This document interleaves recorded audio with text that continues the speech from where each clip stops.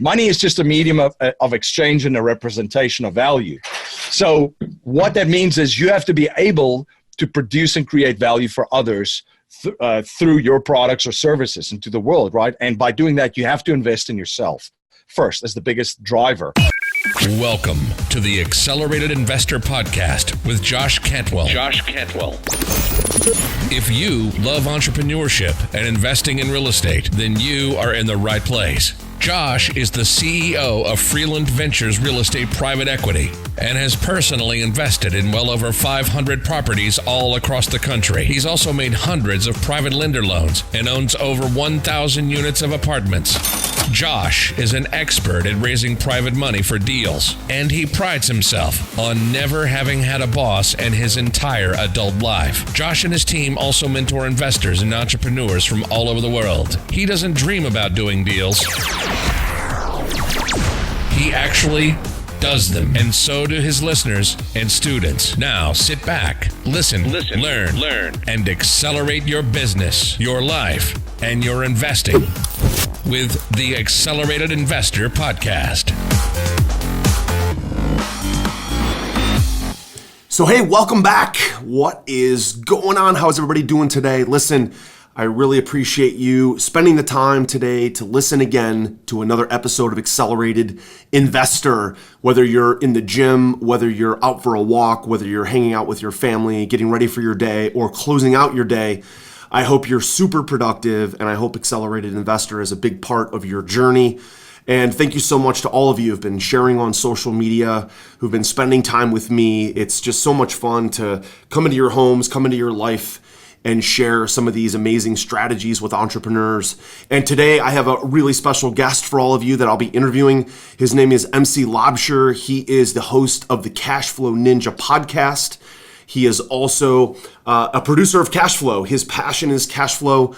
He has a training course around Cashflow. We're going to talk a little bit about infinite banking and real estate and how to maximize your cash flow and your long-term wealth using some of the strategies that MC teaches to his audience. He is also a former rugby player and a coach at Princeton, and we're going to have a great time today talking about his entrepreneurial journey and some of his cash flow investing strategies. So MC, what's going on, bud? Great to be back with you again. Yeah, absolutely. I've been looking forward to this. I always enjoy our conversation, and I'm honored to be on your show. Absolutely. Thanks for joining me. So one of the first things I love to ask my guests is not to necessarily go back and talk about their past or their bio, but to talk about their current money-making strategy. So right now, as we sit here today, What kind of things are you doing to either invest or to create more cash flow? Yeah, so the overall strategy, and this is something that, being a former rugby player and an athlete playing at a high level and coaching, one of the things that I took from sports into my life, into business and investing, is modeling successful behaviors of others and systems and processes. I think it was Tony Robbins that says success leaves clues, right? We don't have to reinvent the wheel. So a lot of the stuff that I'll share too, I always jokingly say when I talk to folks, I didn't come up with this myself. I just studied folks, looked and saw that there were certain things that they were doing and implemented. So the framework that we use and that we teach is, I call it like the 4 times CC. There's four pillars as part of this overall framework. The first pillar is cash creation.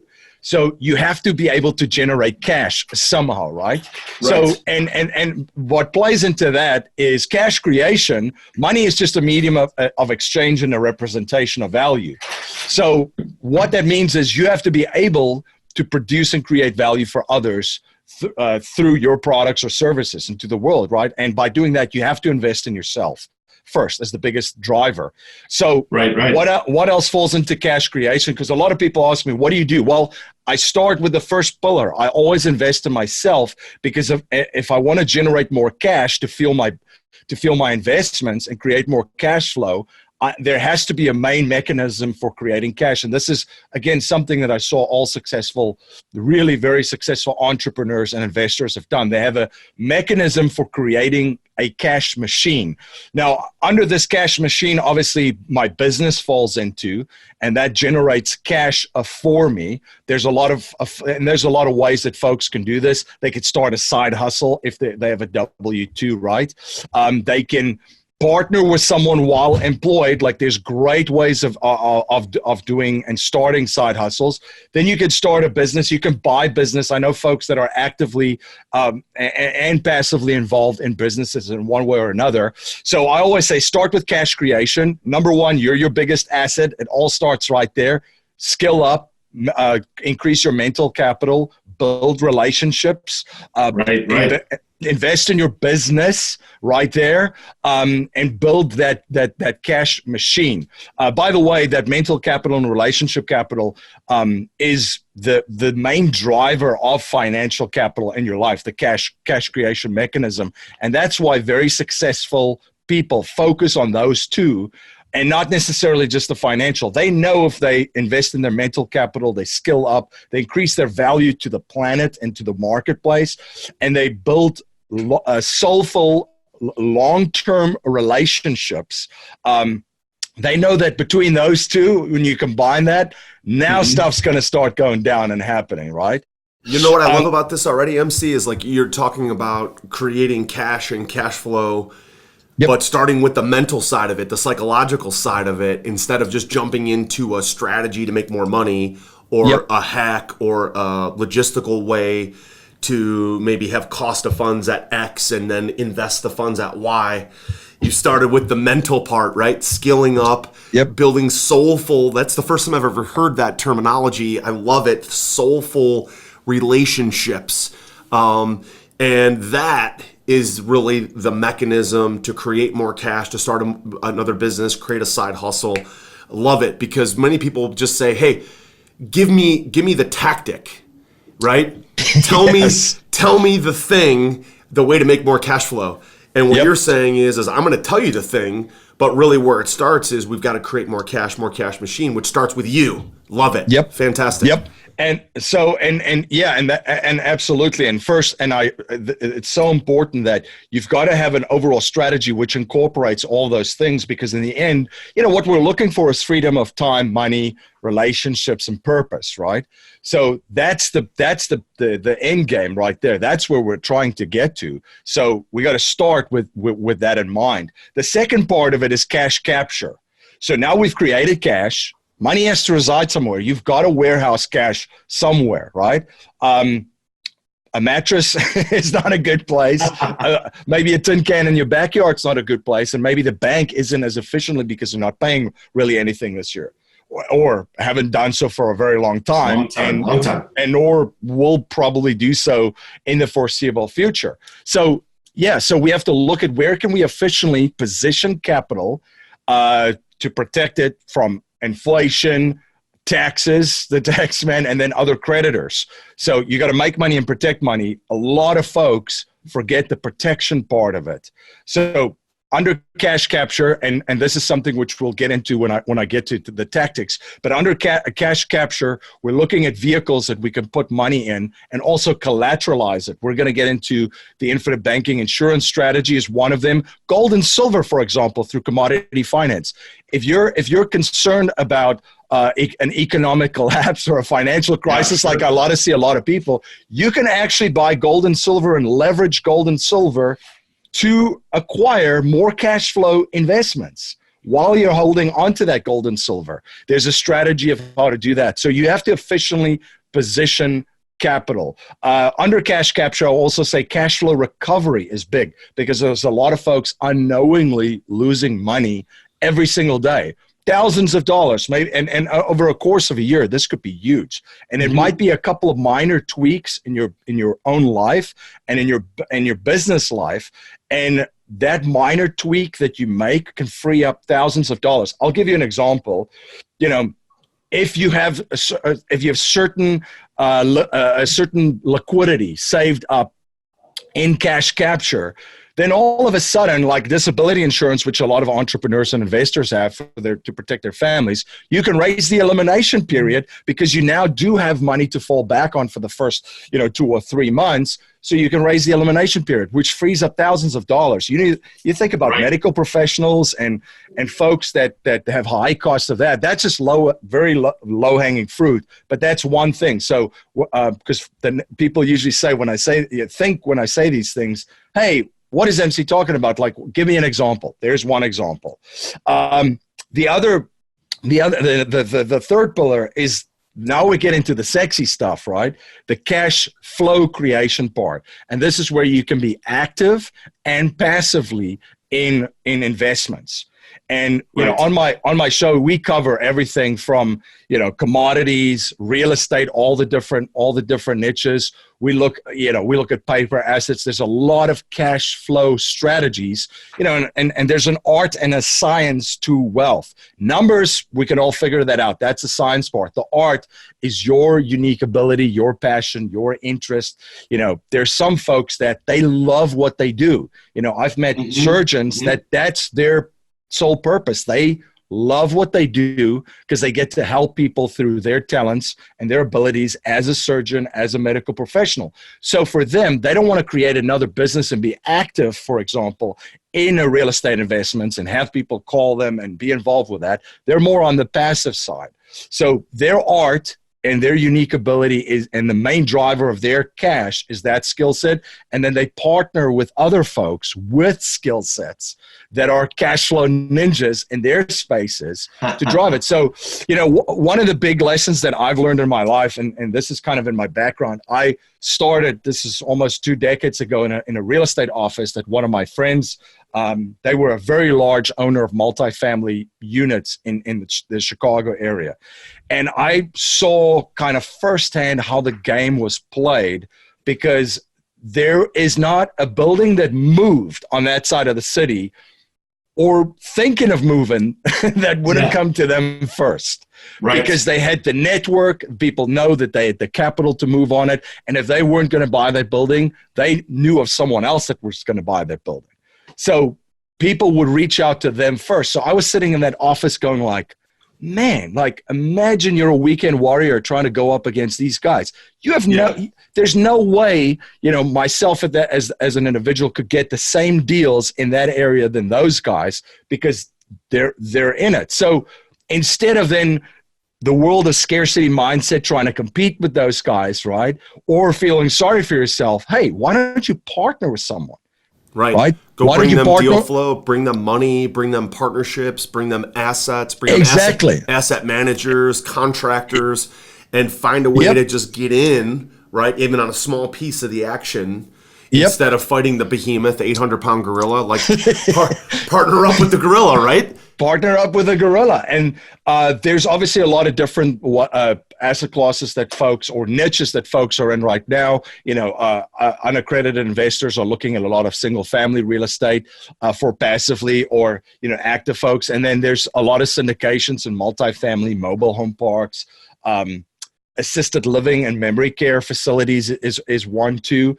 And there's also some really cool other things. One that I'm particularly involved in myself too, which is more of a resort rehab kind of project in this area. So, and again, for me personally, I'm a passive investor in a lot of different areas. And in this particular investment, I started to passively involved. Now I'm a little bit more actively involved because what are we in now? This has been a process of about 9 months of learning that side of the business and learning more about that. So I feel comfortable in being more involved in that project actively, where, and alongside the cash flow ninjas in that space, that's still, with me in the project. So partnering with people is something that I've learned personally. And then the fourth pillar, from a strategy perspective, is cash flow control. So we've made money, we've protected money, we've multiplied money, but now you got to protect this. You got to build a wall around this kingdom. because unfortunately the world that we live in is extremely litigious and will become absolutely. more litigious. You don't even have to do anything wrong in the United States, which I love this country, but you don't even have to do anything wrong here to get sued, guys. Yeah, nothing else. Perception. Perception is reality. Perception is you got screwed and I'm going to sue somebody and it doesn't cost them anything except for lawyer fees to just come after them. And oh, by the way, they only pay their half of the lawyer fees. So it's not like I think in the UK where they, if you lose, you pay both sides of the attorney fees.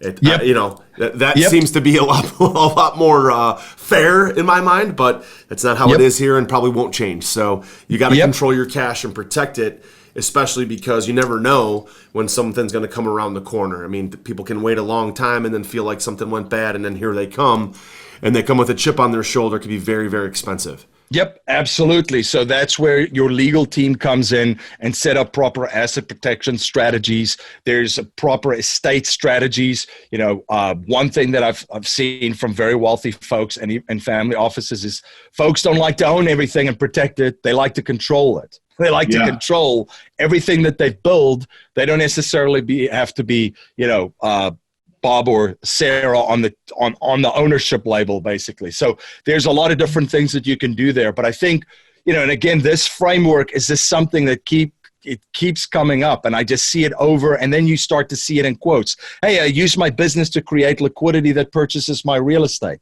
And then you get an insight into family offices that talk about, hey, most people just focus on 10% of the money, and this is under the cash capture pillar. Most people just focus on 10% of the money, and they try to multiply that. That's like swimming upstream. Why not focus on 100% of your money? Right. And in that process, finding cash flow leaks and reducing taxes. This was a big aha moment for me, Josh. Like, I was sitting in a family office for the first time with 3 advisors there, and I'm like, all right, I'm going to get the good stuff now. Like, show me the magic, like all these crazy stuff that you're doing. And I was like sitting there, and my jaw almost dropped how simplistic they keep things. And it was like, there was like 3 CPAs coming in and a tax strategist, like, for a meeting. And they said, this is what we do, and I remember the guy saying to me, think about it this way, MC. If you can reduce the taxes, and there's a lot of zeros with these families involved, but if you can reduce this family's taxes by 20% this year, or basically wipe out their, for most of the taxes, which those do, there's no return in the marketplace that can come close to that. Now you've freed up, if you're cutting a 6-figure check every year for Uncle Sam, imagine recapturing that. And now all of a sudden there's 6 figures more to now leverage to create more cash flow and investment. So there's, it's a couple of things that I picked up, but this framework kind of just kept coming over and over through the years as I just, fantastic. Studied and interviewed folks. My newest and most powerful real estate investing book, The Flip System, is now available. And for a limited time, you can grab your free copy at getflipsystem.com/podcast. Using the same proven principles, secrets, and investing strategies I'm sharing in this book, I've been able to personally close over 750 highly profitable real estate deals over the last 15 years, make over 400 private lender loans, raise over $30 million of private money, and acquire over 2,000 units of apartments. Get my newest book now for free for a limited time at getflipsystem.com/podcast. That's getflipsystem.com/podcast. So let's do a deeper dive on some of these pillars, and specifically like the cash flow creation, the ways to basically create yield spread or yield between cost of funds or an asset and the ability to redeploy. So you mentioned the gold and silver, owning gold and silver. I'm interested in hearing more about that because I own physical gold and silver. And then this infinite banking strategy with insurance. I'm also interested in that because we have cash and cash flow. I also own insurance. So for a selfish reason, let's do a deeper dive into those 2 techniques. So tell us more about that. So if you own physical gold and silver, which I do, and I have a lot of friends that are thinking, okay, like look at 2008, 9, 10, gold and silver specifically went from $7 an ounce to $48 an ounce, and now it's back down to like 17, 18 bucks. But I've never heard of ways to then leverage that or create cash flow from it. So help me understand. Yeah. So from a cash capture standpoint, so now you're going to enter the vault of your kingdom. This is something that should be unpenetrable, right? So on that side, a lot of folks are comfortable putting at least 5 to 10% of their cash on hand in gold and silver as a hedge against inflation and for wealth insurance. The biggest thing that people talk about is they say, man, I know I got to own some gold and silver, but it doesn't do anything for me. It just sits there and you're at the mercy of the market. And because, obviously that market is heavily manipulated in some ways if you look at what's going on and pay close attention. But it is wealth insurance. So the concept and the principle here that I want to leave with your listeners is collateralizing one asset to acquire another. This is what very wealthy folks do. And that's how they think, by the way. They think and real estate investors do this all the time. They buy a property, they rehab and fix it up, they force appreciation in it. What do they do then? They refinance it, get the money out of the property, which is tax-free. It's not income. It's just a return of capital at that point. And then it's rolled into the next property. So you've used the equity in one property to acquire another one. So essentially you took real estate to buy more real estate. Now you can do this with other assets. So gold and silver, for example, there are institutions that will give you a loan, a secured loan, buy your gold and silver holdings. And it's also very competitive rates. It's not hard money rates because there's collateral, and listeners of yours know that, once there's a big, obviously, interest rate spread for loans that are hard money loans or loans that are not secured by anything to loans that are secured. So there's actually institutions and banks. I don't know if I would completely jump in with someone like JP Morgan and Chase that does it, but there's other folks that do this that allows you to get a loan secured by your gold and silver. Wow. Access the liquidity, quote unquote, if you want it that way, to deploy and invest in real estate. So folks that think that there's a crisis coming but there's other opportunities that come up, this is one way to use one asset to acquire another asset.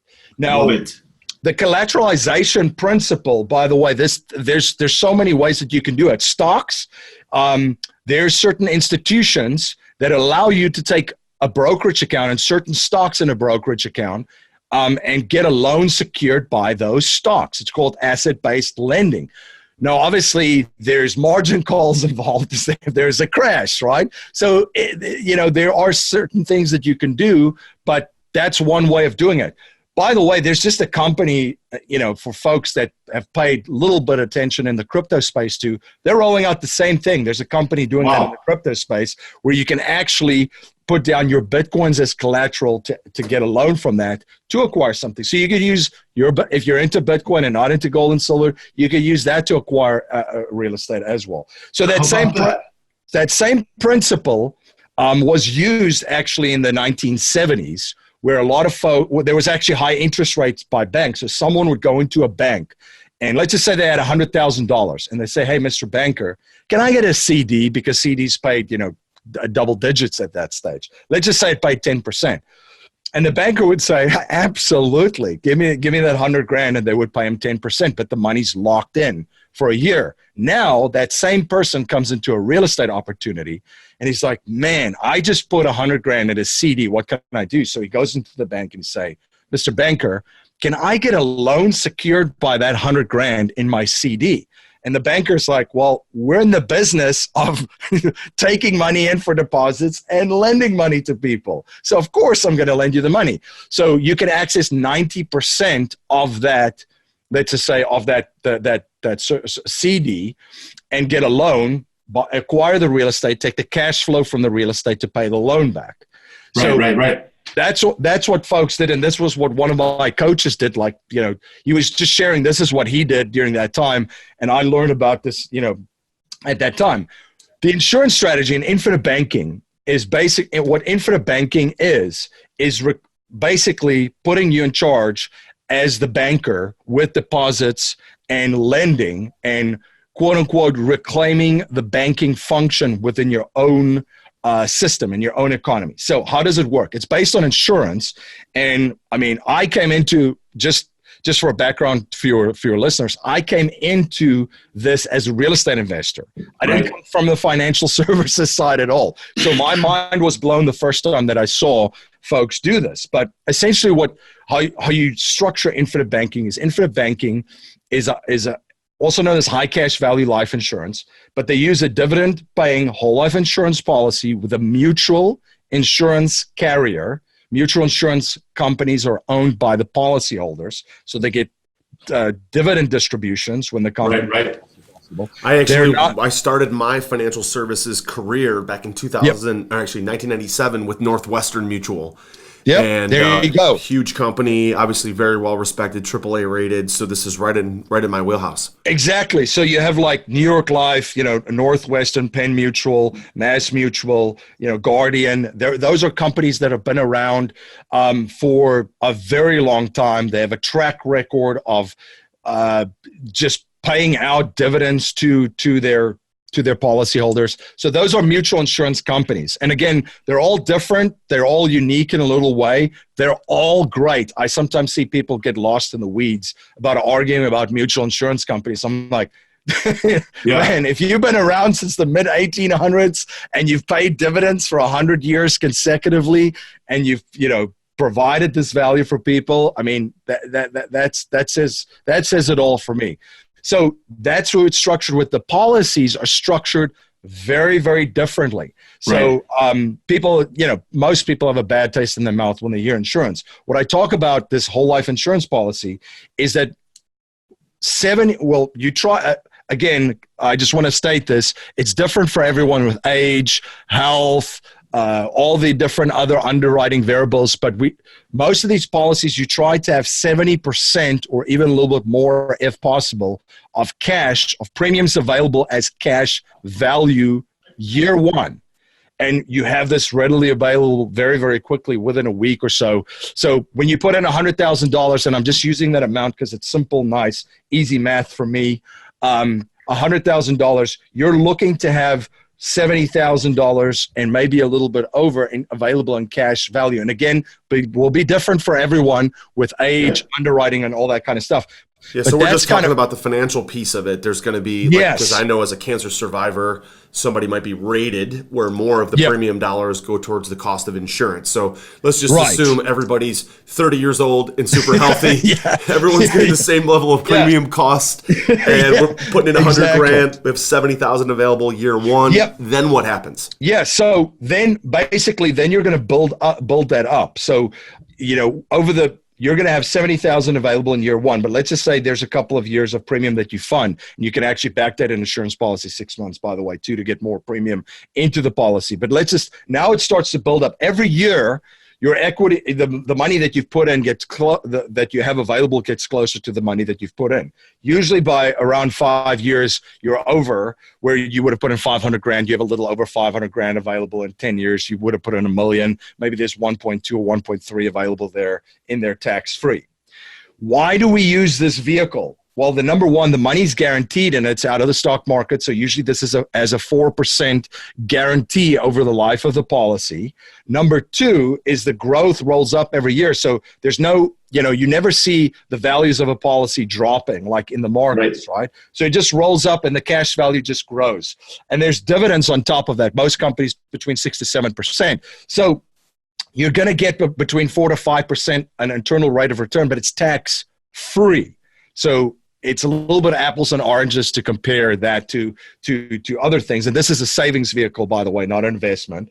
But we put this into that because of that. And then it has asset protection in most of the 50 states. Every state's a little bit different, but it has asset protection. And of course, the death benefit for estate planning. So it ties into cash capture and cash control because there's a lot of smooth transfer of liquidity efficiently through proper estate planning. So, for example, the death benefit proceeds goes tax-free to the beneficiary or the trust. So Right. it has all of the other things, and you can add disability riders to this. So if there's surgeons, for example, that has something like this, or a lot of the medical folks, you put a disability rider on this, something happens to you, well, the premiums is paid then by the insurance company. Yep, that's what I have.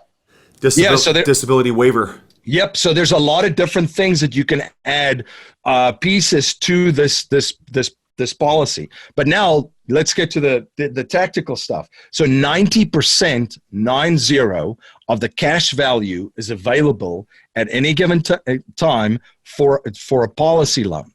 And a policy loan, basically, here's the process of it. You fill out a one-page sheeter, you send it in, and within a week, usually 5 to 7 business days, you have a check or an ACH deposit, depending on their queue that they have. So there's no credit checks.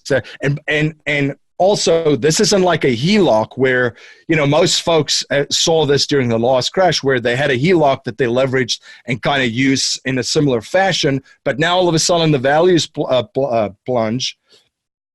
You don't have access to a majority of the money in the HELOC anymore, if any, right? So this is something where you're going to be guaranteed a policy loan. So then you take that, and the loan rate at the moment is 5%. It's based on Moody's corporate average yield, corporate bond average yield. So it's 5%. So you take that money at 5%, and now you invest in something else that produces cash flow. So for me, this project that I'm involved with right now, which is a rehab project. What I did then, I filled out my form. I took a policy loan at the 5% of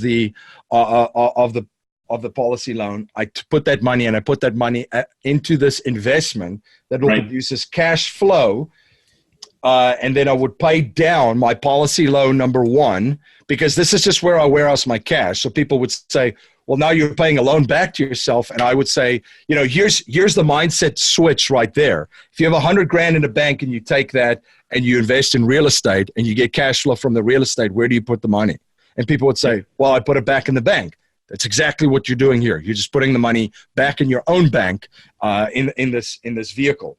So you fund the policy, 90% of the cash is available. Let's just say there's $100,000 available for borrowing. You borrow it at 5%. It's interest only annually, and then you invest it at a higher interest rate. So let's just say you invested it, even at 8 to 10%, then the cash flow from that project then pays down the policy loan. And you could do it over. So you could fund money into this vehicle, warehouse it safely, leverage it to invest back into your business to grow it, invest it in your investments. This is your money, by the way. A lot of folks, one of the common questions is, well, what can I not use it for? Well, it's your money. It's your money. Use it for whatever you want. Yeah, exactly. So it's like asking me for what can you not use the money in your own bank, right?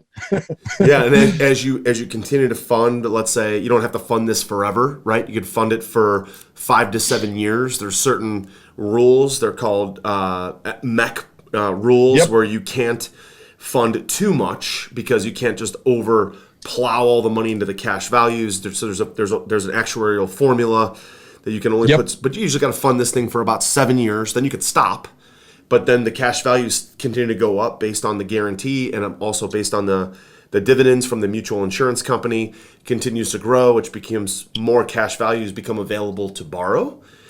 And I actually it's interesting. I have a couple of my investor clients who've done this. I'm familiar with parts of everything you described, but I've never seen all of it come together. One of my investors has said to me for years, hey, Josh, I'm going to invest $200,000 with you, but I've got to get it back on February of next year to, basically pay my premium and put it back into my policy. Then I can re-borrow it 7 days later. So it's interesting to see him just moving money, cash flow, back and forth. But here's a real example, right? Same exact thing. He started a couple years ago plowing money into a vehicle just like this. He borrows money at 5%. He invests it in one of our apartment deals. The apartment deal pays 10% preferred return with the goal of within 2 years stabilizing the apartment, refinancing the apartment, paying back all the principal, and getting cash out refi proceeds, which are tax-free, right? So he then puts the principal back into his life insurance policy. He also gets cash out refi proceeds that he can now spend if he wants to, but it's tax-free. And he now owns a certain amount of equity in that apartment deal in perpetuity that he basically obtained through leveraging another vehicle as opposed to just taking it out of his W-2 income, right? It's genius because now over the course of the next 10 years, he might invest 5 or 6 times or 4 to 6 times in various apartment deals and stack up that cash flow through 4, 5, 6 deals using the same dollars which he pulled from his life insurance policy tax-free. Yep. Genius. Love it. Genius. Love it. So you help people do this, right? Like your course, your training, your coaching, your even your podcast, a piece of it centers around this whole concept, right? Yeah, absolutely. And what you just mentioned there too is from a tax standpoint, just think of it this way. So if you generate cash under cash creation in your business, there's a lot of favorable things that you can do tax-wise in your business, right? Now you put it in this vehicle, which you're not paying, this is after-tax money. So this is not deferring taxes to the future. It's done. It's in this vehicle growing tax-free, and you could actually, through some of these policies, you could structure it so that it's a private pension. And that's some of the clients that we work with. They do the same thing. They say, MC, I'm a surgeon. I do open heart surgery. I just want my money in a place where I don't have to watch my smartphone constantly and look at my Apple stock plunging. Basically, I can't think of that stuff when I go into an operating room and I have to perform open heart surgery. So where can I put my money for that? And then where are other ways that produce it? So the money's in there. So for him, basically, he wants a private pension that you could do that through this vehicle. Then on the real estate side, which you just mentioned in that example, look at that tax favorable income that you get from that real estate. And you don't own the real estate inside the insurance policy. Still two separate things, because a lot of folks, that's a common question that folks have too. So you get all the maximum tax benefits of the vehicle warehousing your cash tax-free, and you get the maximum cash benefits of the real estate outside of it. So and I just want to touch on another point that you mentioned. There are different strategies for everyone. I mean, no case is vanilla. This is not, I just want a policy and the policy just happens. It's like, no. It's again back to you, what you want to accomplish, your goals. When we're young, we start out, we might not have a lot of money, but we have a lot of time. There's a strategy for that. If we're getting to the golden years in our life, if we're in our 60s and 70s and even 80s, there's different strategies. You could still implement that. And people say 80s, MC said, there's grandchildren, right? There's legacy, family bank. You could structure a family bank actually as part of your overall cash control and estate plan utilizing this. So there's different strategies and then in the middle, of course, is folks that are now in their journey, they're making good money, they have time, and they're making good money. And statistically, your highest income years is 45 to 55, right? For most people. So that's kind of now you're at the highest income level statistically, and you have some time available. So, so there's a lot of moving pieces here, but I think, the principle around the tactics is that you're using your money more efficiently, doing many jobs simultaneously and collateralizing different assets in the process to efficiently create cash flow. Are you ready to automate and explode your real estate investing? We're searching for extremely motivated individuals who are sick and tired of wasting time and want to finally see real results from their real estate investing business. We're searching for investors looking to get to the next level and become a bigger, better version of themselves while being a more successful real estate investing entrepreneur. Apply for mentoring and coaching at joshcantwellcoaching.com/podcast. That's joshcantwellcoaching.com/podcast. So MC, let me ask you, go ahead. Why are so many people, average, let's just call them average Americana, could be people making $100,000 a year or $800,000 a year, $1.5 million, but so many people are just plowing money into the normal 401k, get my company match, I put the money in savings, I buy mutual funds. Like, it's just so boring and more risky, and there's more fees and all that stuff. What do you hear typically from people as far as, not necessarily an objection, but why aren't more people doing some of these things? Why are so many people, I think, guess, so passive about their wealth accumulation strategies and not more actively managing their income, their cash flow, their money? You work with a lot of people who are taking action. So what's the difference there? You make such a great point. So the first thing is, we don't learn anything about money in school or universities. We're not taught anything about money. We're taught how to work for companies and earn a living and maybe enough skill sets to do that, but we don't learn anything about wealth creation and money, of how to actually go out and make money. And the other thing is, we're taught to be passive and just passively put the responsibilities of everything in our life in other people's hands. Just look at the health crisis, right? That's a huge part of it too. So people put the responsibility into someone else's hand. It's someone else that should take care of me for my health or something like that, right? The same with money. So we're taught to give our money to people that are potentially smarter than us when they're not, when they're absolutely not. And the other thing is media. I would say financial media and celebrities, the information and stuff that they share. I would argue that 99% of it is not only, I guess you would say wrong, but it's very destructive, in the long run for folks. Yes, there are certain generations that timed markets, and guess what? Some of the promises that were made with them, some of them will be actually met. Right. But you have to step back and look at the big picture and say that was actually by pure luck. And that's a podcast in itself, the whole financial media, celebrities kind of thing, where, you just looked at corporations are listed on the stock exchanges. Those stocks are part of mutual funds and they're managed by money managers. Mm-hmm. And then the advertisers, I think financial media is consistently one of the top 5 advertisers of all media that's out there. This is according to Nielsen. I just saw a report. So people get this information bombarded. So when we talk about strategies like this is something that, the 1% is doing, a very small amount of folks. So one of the things, let me give you an example of dangerous advice or wrong advice. So business owners, we work with a lot of business owners.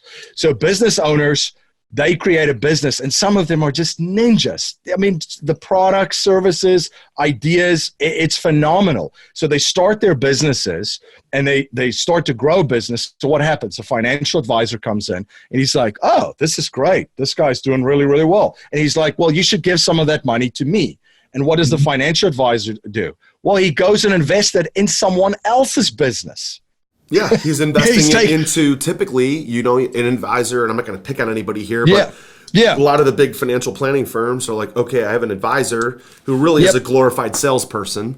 And the reason why I can say that is because I used to be that guy, right? I was a financial planner from 1997 to 2004.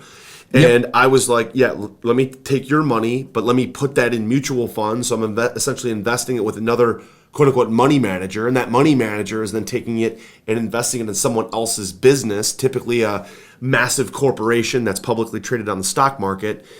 And I didn't even realize at that time, I thought I was a financial planner. Basically, I would put the plan together.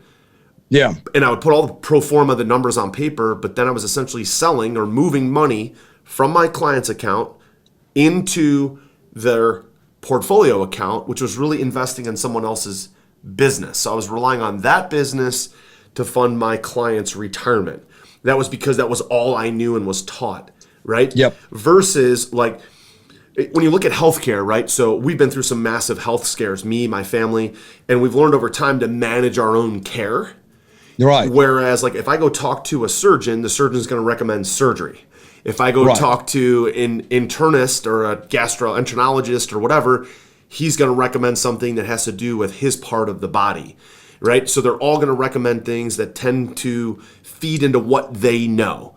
Well, what we realize is we go talk to a lot of people and figure out like, well, this guy's recommending this for this reason, and surgeons want to do surgery, and this guy wants to do this or that, because it's what they know. If you look at money, it's the same thing. Like you talk to a financial advisor that sells life insurance, he's going to sell life insurance because that's what he knows. If you know somebody who sells mutual funds, they're selling mutual funds because that's what they know. They're going to sell annuities because that's how they make the most money. So it really comes down to the concept of we have to manage our own care, manage our own money, and we work so hard at 10 hours a day being good at a job, right? How much time are we actually spending managing our own care or managing our own money? A lot of people say, well, I don't want to do that, I'm not good at it, so I'm going to hire somebody else. Well, then you're just relying on their advice, their care, to take all the dollars that you're working so hard to make. So I think it really starts with empowering people and giving them the advice first of not just going and investing with somebody else, but going and learning, educating yourself, getting the information yourself so you can manage your own financial affairs. And the people that I find that are very, very, very involved in managing their money, they're the best at it. They grow it strategically. They make less mistakes. They're more proud of it. And at the end of the day, I think they have more personal fulfillment from it, so that when they're going on a trip or they're paying for their kids or their grandkids' college education, it's because they feel really empowered by the fact that they owned it, they grew it, and then now they're seeing the fruits of it. I think about one more comment is this, this guy, David Swenson, who's the Yale Endowment Fund manager, says that mutual funds are a $13 trillion lie, right? That 96% of actively managed money managers underperform the related index. And then they charge fees for underperformance.